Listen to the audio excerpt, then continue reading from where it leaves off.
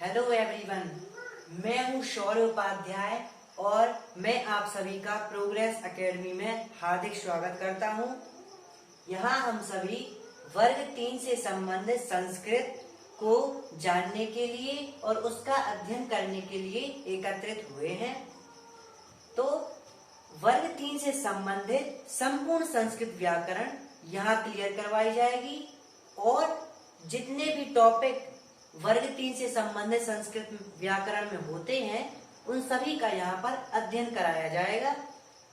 तो संस्कृत व्याकरण में बहुत सारी चीजें होती हैं, जैसे उपसर्ग, प्रत्यय, संधि, समास, निबंध लेखन, पत्र लेखन और बहुत सारी चीजें। जैसे हम सबसे पहले अध्ययन करते हैं संस्कृत में गिनतियों का, यानी 1 से 100 तक की गिनती संविदा वर्ग 3 के परीक्षा में पूछी जाती है, तो हम उसी का सिर्फ अध्ययन करेंगे। तो चलिए हम अध्ययन करते हैं।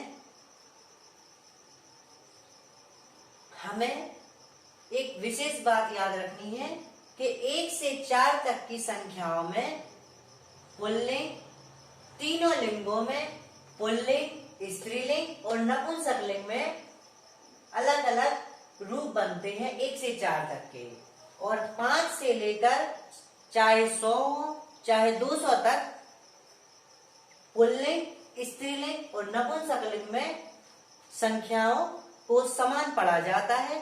तो आइए हम देखते हैं। सबसे पहले हम 1 से शुरुआत करते हैं। तो 1 को पुल्लिंग में एकः पढ़ा जाता है और स्त्रीलिंग में उसको एका पढ़ा जाता है और नपुंसकलिंग में उसको एकम पढ़ा जाता है।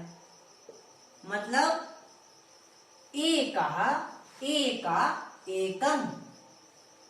पुल्लिंग में एकः, स्त्रीलिंग में विसर्ग हट के आ की मात्रा लग जाती है और नपुंसकलिंग में आ की मात्रा भी हट के माल में हलंत लग जाता है। और अगर अपन इनके वाक्य बनाना चाहें तो एकः बालकः मतलब एक बालक, एका बालिका मतलब एक लड़की और एकम पुस्तकम मतलब एक पुस्तक।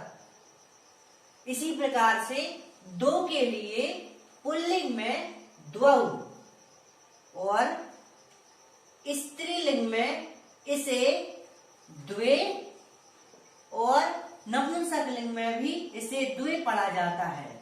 मतलब स्त्रीलिंग में और नपुंसकलिंग में 2 को समान पढ़ा जाता है, पर पुल्लिंग में 2 को अलग पढ़ा जाता है। अगर अपन इनके भी वाक्य बनाना चाहें तो दो बालकौ मतलब 2 बालक और द्वे बालिके मतलब 2 लड़कियां, और नपुंसकलिंग में द्वे पुस्तके मतलब 2 पुस्तकें। इसी प्रकार से 3 को पुल्लिंग में त्रयः और स्त्रीलिंग में तिस्रः और नपुंसकलिंग में क्या पढ़ा जाता है? त्रीणि। क्या पढ़ा जाता है? त्रीणि। मतलब 3 को पुल्लिंग में त्रयः, स्त्रीलिंग में तिस्रः और नपुंसकलिंग में त्रीणि पढ़ा जाता है।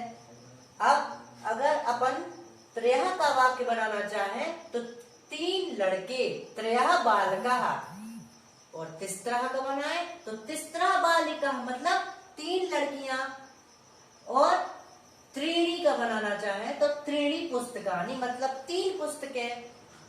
चलिए अब हम चलते हैं 4 पर। 4 को पुल्लिंग में चत्वारः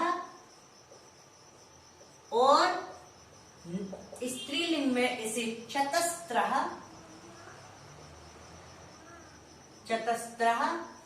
और नपुंसकलिंग में इसे चत्वारि पढ़ा जाता है। क्या पढ़ा जाता है? चत्वारि। मतलब चत्वारः, चतस्रः, चत्वारि। अगर अपन इनके वाक्य बनाना चाहें तो चत्वारः हम क्या बनाएंगे? चत्वारः बालकाः, चतस्रः बालिकाः और चत्वारि पुस्तकानि। इसके बाद जो 5 होता है उसके पुल्लिंग हो, चाहे वो स्त्रीलिंग हो चाहे नपुंसकलिंग हो, उसको एक समान पढ़ा जाता है। मतलब उसको सिर्फ पंच ही पढ़ा जाता है। पंच पुल्लिंग में पढ़ा जाता है, पंच स्त्रीलिंग में पढ़ा जाता है और पंच नपुंसकलिंग में पढ़ा जाता है। जैसे अपन इनके भी वाक्य बनाते हैं तो पंच बालकाः मतलब 5 बालक, पंच बालिकाः मतलब 5 लड़कियां और पंच पुस्तकानि मतलब 5 पुस्तकें। हमें एक बात और याद रखनी है कि जो पुल्लिंग में लिखे जाते हैं उनके साथ जो पुल्लिंग में संख्या इस्तेमाल होती है सिर्फ उनको ही यूज करना है, और जो स्त्रीलिंग में स्त्रीलिंग के अंतर्गत आते हैं उनमें जो स्त्रीलिंग में संख्याओं का प्रयोग किया जाता है उनको लिखा जाता है।